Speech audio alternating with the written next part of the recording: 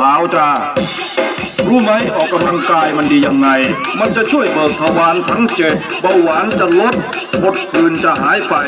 กรวยไตจะกลับมาใสสะอาดเลือดฝาดจะกลับมาหน้าจะเด้งเด้งเด้งสมองจะเล่นปรี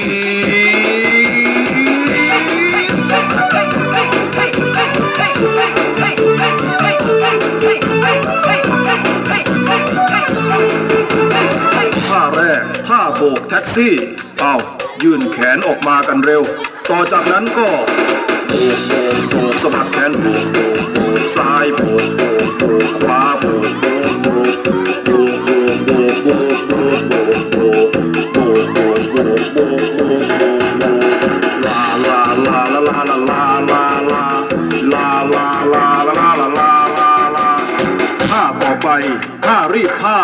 จับเตารีดบิดเอวไปด้วยบิดบิดบิดเอวต้องบิดบิดบิดซ้ายบิดบิดบิดขวาบิดบิดบิด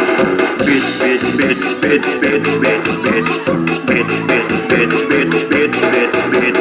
ลาลาลาลาลาลาลาลาลาลาลาลาลาลาลาลาลาลา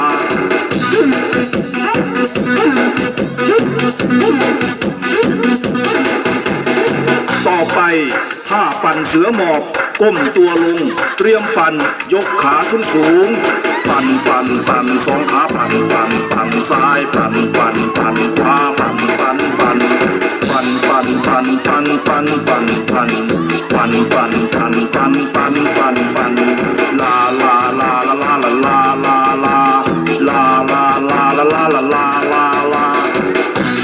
ขอขอบคุณทุกคนที่ร่วมกันบิดปั่นโบกในวันนี้